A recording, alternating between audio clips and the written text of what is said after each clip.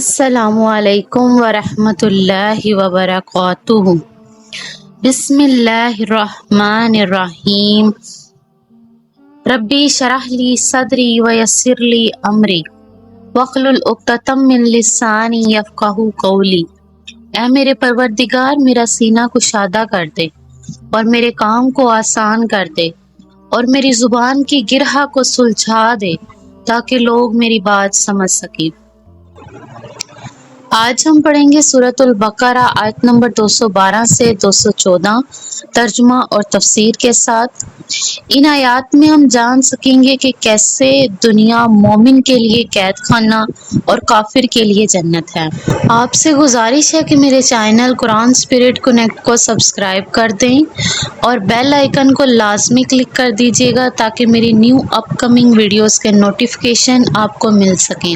جزاک اللہ۔ اعوذ باللہ من الشیطان الرجیم، بسم اللہ الرحمن الرحیم۔ سورۃ البقرہ آیت نمبر 212۔ زینا للذین، آراستہ کر دی گئی وہ لوگوں کے لیے، للذین وہ لوگوں کے لیے، کفروا جنہوں نے کفر کیا، الحیات الدنیا دنیا کی زندگی، ویسخرون اور وہ ہنستے ہیں یا مذاق کرتے ہیں، من الذین ان سے جو آمنو ایمان لائے، والذین اور جو لوگ اتقوا پرہیزگار ہوئے، فوقہم ان سے بالا تر، یوم القیامتی قیامت کے دن، واللہ اور اللہ تعالیٰ یرزق رزق دیتا ہے من یشاء جسے چاہتا ہے، بغیر الحساب بے حساب۔ ان کافروں کے لیے دنیا کی زندگی بڑی مزین کر دی گئی، اور جن لوگوں نے تقوی کی روش اختیار کی تھی قیامت کے دن وہ ان کے اوپر ہوں گے، اور اللہ تعالیٰ رزق عطا فرمائے گا جس کو چاہے گا بے حساب۔ زینا للذین کفروا حیات الدنیا، یہاں کی چمک دھمک اور شان و شوکت ان کے لیے بڑی محبوب اور دل پسند بنا دی گئی۔ ویسے تو نئے ماڈل کی لمبی لمبی چمکیلی کاریں، اونچی اونچی عمارات اور وسیع و ریز کوٹھیاں کس کو اچھی نہیں لگتی، لیکن کفار کے دلوں میں مال و اسباب، دنیا کی محبت اتنی گھر کر جاتی ہے کہ پھر کوئی اچھی بات ان کی زندگی میں نہیں رہتی، اور نہ ہی کوئی اچھی بات ان کے اوپر اثر کرتی ہے۔ اہل ایمان کو بھی اگر ایمان کے ساتھ یہی نعمتیں ملیں تو یہ مستحسن ہے۔ ایک مسلمان دین کے تقاضے ادا کر کے، اللہ تعالیٰ کا حق ادا کر کے اور حلال سے کما کر ان چیزوں کو حاصل کرے تو کوئی حرج نہیں، لیکن اس کے ساتھ ساتھ وہ حدیث بھی ذہن میں لے آئیے جس میں نبی پاک صلی اللہ علیہ وسلم فرماتے ہیں، دنیا مومنوں کے لیے ایک قید خانہ اور کافروں کے لیے باغ ہے، یعنی کافروں کے لیے جنت ہے۔ وَيَسْخَرُوا مِنَ الَّذِينَ آمَنُوا اور وہ مذاق اڑاتے ہیں اہل ایمان کا۔ ایسے لوگ ایمان کی راہ اختیار کرنے والوں کا مذاق اڑاتے ہیں کہ ذرا ان پاگلوں کو دیکھو، ان بیوقوفوں کو جنہیں اپنے نفع نقصان کا کچھ ہوش نہیں۔ وَالَّذِينَ اتَّقُوا فَوْقَهُمْ یوم القیامتی، ان کافروں کے مقابلے میں عالی مرتبت اور عالی مقام پر ہوں گے۔ کَانَ النَّاسُ أُمَّةً وَاحِدَةً، تھے وہ لوگ، کان الناس وہ لوگ تھے، امتن امت، واحدتن ایک، فبعث پھر بھیجے، فبعث اللہ پھر بھیجے اللہ تعالیٰ نے، النبیین نبی، مبشرین خوشخبری دینے والے، ومنذرین اور ڈرانے والے، انزل اور نازل کی، معاہم الکتاب بالحق کی ان کے ساتھ کتاب، بالحق کی برحق، لیحکما تاکہ فیصلہ کر دے، بین الناس لوگوں کے درمیان، فی مختلفو جس میں انہوں نے اختلاف کیا، فیہ و مختلفا اور اس میں نہیں جو یہ اختلاف کیا کرتے، فیہ اس میں، الا مگر، الی الذین مگر جنہوں نے، اوتوہ دی گئی، من بعد اس کے بعد، ما جاءتہم البینات جب آئی ان کے پاس واضح حکم، باغیم بینہم ان کے آپس کی ضد میں، فہد اللہ پس ہدایت دی اللہ تعالیٰ نے، الذین آمنوا جو لوگ ایمان لائے، لما لیے جو، لمختلفو اور جنہوں نے اختلاف کیا، فیہ اس میں، من الحق کی حق بات میں، بِإِذْنِ ہی اپنے اذن سے، واللہ اور اللہ تعالیٰ یہدی ہدایت دیتا ہے، من یشاء جسے چاہتا ہے، الی صراط مستقیم سیدھے راستے کی طرف۔ تمام انسان ایک ہی امت تھے تو اللہ تعالیٰ نے اپنے نبی بھیجے جو خوشخبری سناتے اور خبردار کرتے ہوئے آئے، اور ان کے ساتھ اپنی کتاب نازل فرمائی حق کے ساتھ، تاکہ وہ فیصلہ کر دے لوگوں کے مابین ان امور میں جن میں انہوں نے اختلاف کیا تھا۔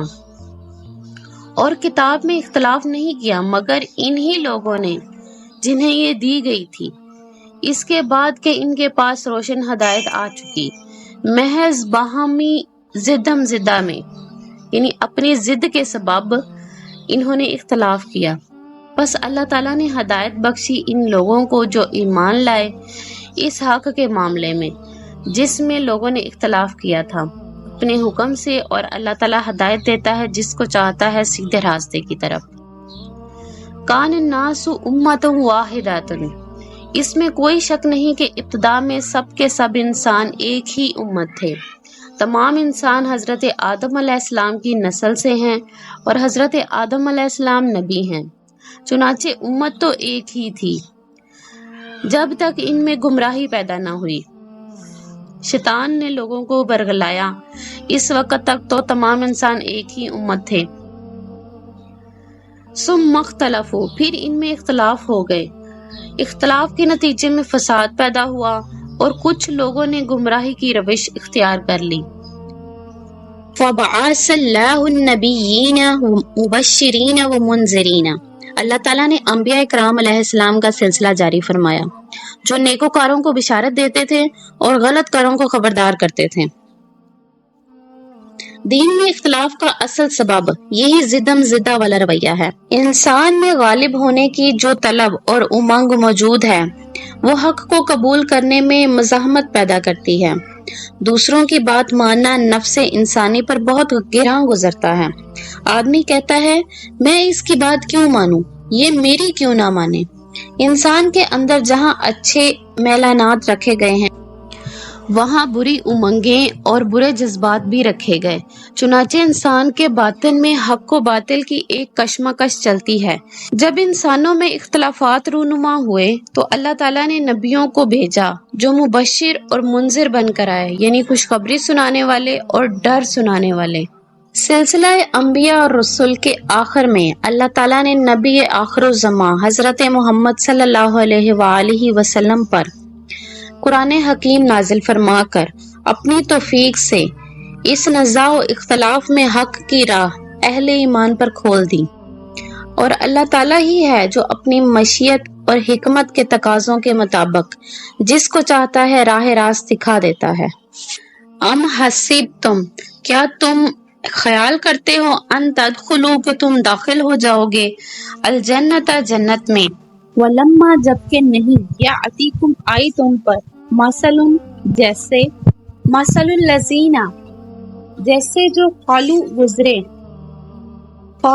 گزرے من قبلکم تم سے پہلے، مستہم البأساء پہنچی انہیں سختی، والضراء اور تکلیف، وزلزلوا اور وہ ہلا دیے گئے، حتیٰ یہاں تک کہ یقولوا کہنے لگے رسول کو، والذین آمنوا اور جو لوگ ایمان لے آئے، معاہ ان کے ساتھ، متى کب، نصر اللہ اللہ تعالیٰ کی مدد، الا آگاہ رہو، ان بے شک، نصر اللہ مدد اللہ تعالیٰ کی قریب ہے۔ کیا تم نے یہ سمجھ رکھا ہے کہ یوں ہی جنت میں داخل ہو جاؤ گے، حالانکہ ابھی تک تمہارے اوپر وہ حالات و واقعات وارد نہیں ہوئے جو تم سے پہلوں پر ہوئے تھے، پہنچی ان کو سختی، بھوک کی اور تکلیف، اور وہ ہلا مارے گئے، یعنی کہ زمین ہلا دی گئی ان کے نیچے سے، یہاں تک کہ وقت کا رسول اور ان کے ساتھی اہل ایمان پکار اٹھے کہ کب آئے گی اللہ تعالیٰ کی مدد۔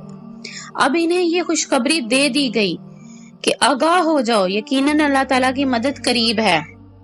ام حسبتم ان تدخلوا الجنة ولما يأتكم مثل الذين خالوا من قبلكم، یعنی اللہ تعالیٰ تو اہل ایمان کو آزماتا ہے، اسے کھوٹے اور کھرے کو الگ کرنا ہے۔ اللہ تعالیٰ فرماتے ہیں کہ ہم تمہیں لازماً آزمائیں گے، کسی قدر خوف اور بھوک سے اور مال و جان اور ثمرات کے نقصان سے۔ یہ کوئی پھولوں بھرا راستہ نہیں ہے، پھولوں کی سیج نہیں ہے، حق کا راستہ کانٹوں بھرا راستہ ہے، اس کے لیے ذہنی طور پر تیار ہو جاؤ۔ یہ شہادت گہے الفت میں قدم رکھنا ہے۔ لوگ آسان سمجھتے ہیں مسلمان ہونا، اس راستے میں اللہ تعالیٰ کی مدد ضرور آتی ہے، لیکن آزمائشوں اور قربانیوں کے بعد۔ چنانچہ صحابہ کرام کو پھر سورہ الصف میں فتح و نصرت کی خوشخبری سنائی گئی، جبکہ غزوہ احزاب واقعہ ہو چکا تھا اور محمد رسول اللہ صلی اللہ علیہ وآلہ وسلم اور آپ صلی اللہ علیہ وسلم کے ساتھی اہل ایمان شدید ترین امتحان سے کامیابی کے ساتھ گزر چکے تھے۔ تب انہیں یعنی یہ خوشخبری سنائی گئی کہ اللہ تعالیٰ کی طرف سے نصرت اور قریب ہی میں حاصل ہو جانے والی فتح ملے گی۔ وبشر المؤمنین، اور اے نبی صلی اللہ علیہ وآلہ وسلم آپ اپنے اہل ایمان ساتھیوں کو بشارت دے دیجیے کہ اب وہ وقت آ گیا ہے کہ اللہ تعالیٰ کی نصرت کے دروازے کھلتے چلے جائیں گے۔ صدق اللہ العظیم۔